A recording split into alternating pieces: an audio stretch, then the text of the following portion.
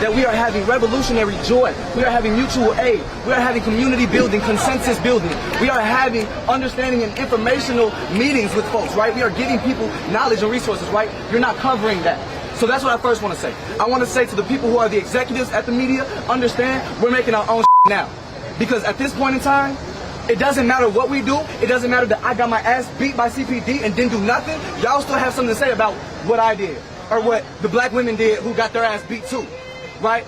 So that's first. Secondly, I would like to say this school was named after Whitney M. Young, right? A civil rights activist, freedom fighter, right? Now, Urban League, you know what I'm saying? National Association of Social Workers, right? Fighting for employment discrimination, right? 1941, you know what I'm saying? 1961 was appointed, you know what I'm saying? So understand, we are here in lineage. We are here with our ancestors. We are here with the people who really made this happen. And you're gonna tell us that slave catchers are supposed to be around our school and around our perimeter and policing my body and policing my autonomy? You're gonna tell me that this is a college preparatory school where in college you are learning how to have human agency and you are learning how to have autonomy, and I can't go outside to go to lunch without being followed by the police? I can't go in school without being checked for my ID several times after I already showed my ID? It's not just this school. It's every school. But this school is a great idea of the paradigm that exists right now, right? Which is this moderate bullshit that Lori Lightfoot has come out with this machine tactic. So let me tell you what that means. What that means is Dr. Kenner at this school, the principal, is using the idea that we are a black school, we are named after a black school, we are a black principal, I'm this and that. And at the same time are only appealing to the interests of the affluent white kids in this school. Understand that. Curie, any school in Chicago where black and brown students who are the original proprietors of this land attend, you are not allowed to police those students. Absolutely not. We are not allowing CPD to have stake in what the goes on in our black and brown communities because they don't give a. So why would you come and react to violence when you're never trying to prevent it? They're never trying. When you're young, we don't have all the gangs and all the factions and all the communal gun violence that y'all want to sit here and jibber-jabber about on the media, right? But we still had issues. And understand, every single time exclusionary discipline was used. What does exclusionary discipline lead to? School to prison pipeline. What does that lead to? Recidivism. What does that lead to? Death. What does that lead to? Intergenerational trauma. Understand, I'm tired of talking to y'all ass because every time my gets 30 seconds, but then you're showing looting for 15 minutes. So I'm tired of shit. Now, I'm not a native of Chicago. I'm from Texas, so, you know, y'all got all the seasons up here, y'all got the craziness up here, but I love it. This is my political home. This is where I found love. This is where I found community. And so I'm here because I believe in that love, and I'm an abolitionist, and I believe that we should defund the police and defund and divest from forms of policing that we engage in with one another. And the way we remedy that is through deep coalitional work. We are here because we love each other, we care for one another, we care for the liberation and the freedom of all of our people, right? I'm here talking on behalf of BYP 100, and we work from a black, queer, feminist lens, which means we center the needs of the most marginalized people among us. Yeah, that's right. And that means that we want to divest from disciplining, divest from policing, divest from harm, and invest in people, invest in care, invest in rest, invest in physical, emotional, spiritual well-being.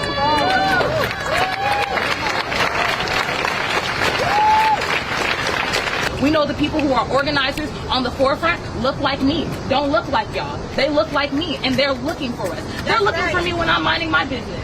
They're looking for me when I'm at the grocery store. So imagine how hard they're looking for me when I'm standing here doing something like this.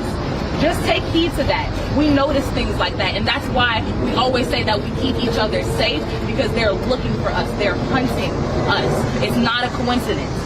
Another thing is that there's this whole idea that it's protesters against the world, protesters against everybody else, like we're the bad guys and everybody else are the good guys. The people who are sitting at home listening to this or watching this or reading this later on in the news that haven't dropped a single dime, haven't been outside once, only posted that little black screen on that one Tuesday, we're not free because of y'all. We're not free because of y'all. We are free because people like us. We are free because the Chandra Mans and the Mohawk Johnson. I understand that y'all think.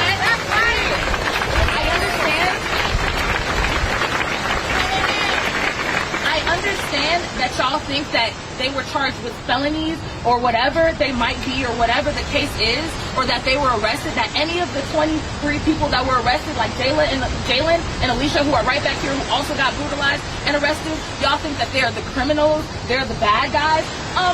You can look at Martin Luther King's mugshot too. Y'all think he's a hero, don't you?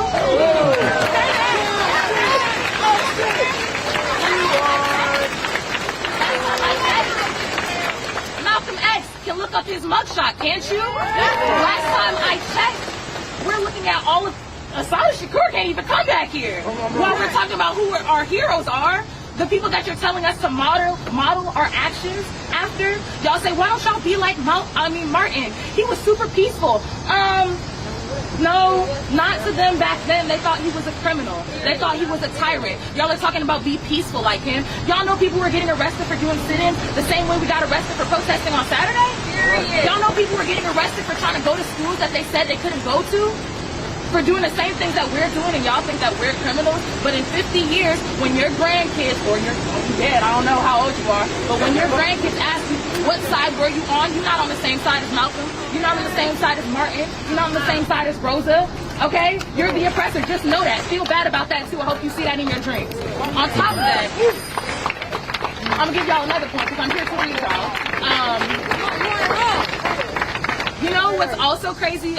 There were a lot of people who said slavery abolition was ridiculous. There were a lot of people who said abolish slavery. No more slaves. Y'all sound crazy. That's how we sound right now, saying abolish the police. That's right. So it is and so it shall be.